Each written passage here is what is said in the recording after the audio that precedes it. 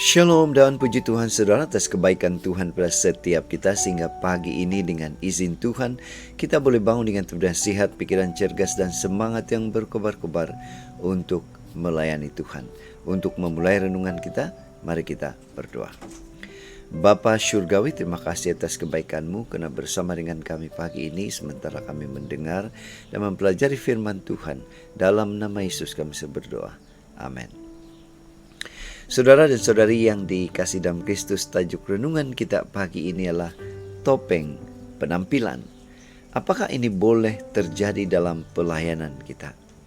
Firman Tuhan dalam Yakobus 2 ayat 8 mengatakan, "Akan tetapi, jikalau kamu menjalankan hukum utama yang tertulis dalam kitab suci, kasihilah sesamamu manusia seperti dirimu sendiri, kamu berbuat baik." Nah saudara, bacaan kita hari ini kita boleh baca seluruhannya di dalam buku Yakobus 2 ayat 1 sehingga 13. Di sini Rasul Yakobus sedang mengecam suatu kebiasaan yang sangat jahat. Ia menunjukkan betapa jahatnya dosa memandang muka atau berprasangka jahat. Sebuah ilustrasi. Dunia cenderung mengukur manusia berdasarkan penampilan. Jika seseorang berpenampilan baik, ia dianggap orang baik. Namun penampilan boleh memperdayakan. Ada orang yang menipu dengan bertopengkan penampilan. Ya saudara, orang menyebutnya sebagai penjahat bertali leher.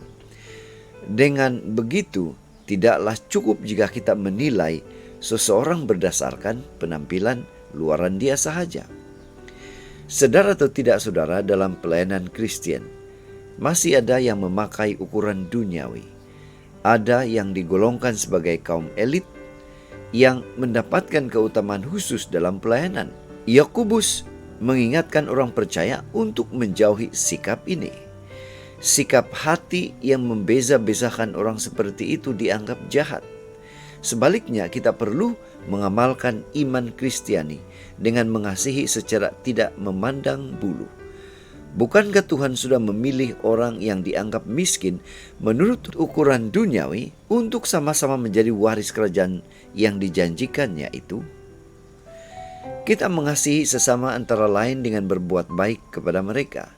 Kita mengasihi tanpa menyusun atau memilih, dengan menyadari bahwa setiap orang adalah milik dan sama bagi Tuhan, sebagaimana diri kita sendiri.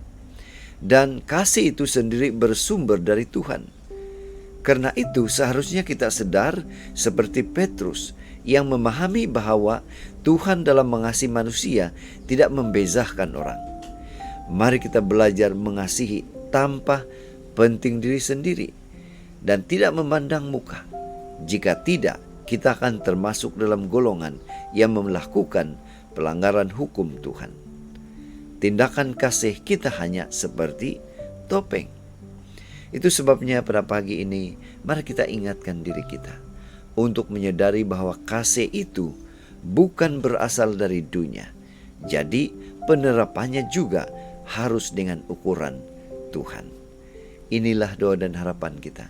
Mari kita bersyukur, mari kita berterima kasih kepada Tuhan karena Dia memberikan kita kekuatan, kemampuan untuk mempraktikkan kasih Tuhan itu kepada sesama. Mari saudara, kita tetap setia, tetap semangat, tetap positif, tetap sehat sampai kedatangan Tuhan yang kedua kali. Tuhan memberkati kita. Mari kita berdoa. Bapa Syurgawi, terima kasih karena Engkau memampukan kami melayani dengan penuh kasih tanpa memakai topeng penampilan luaran. Dalam nama Yesus kami berdoa. Amin.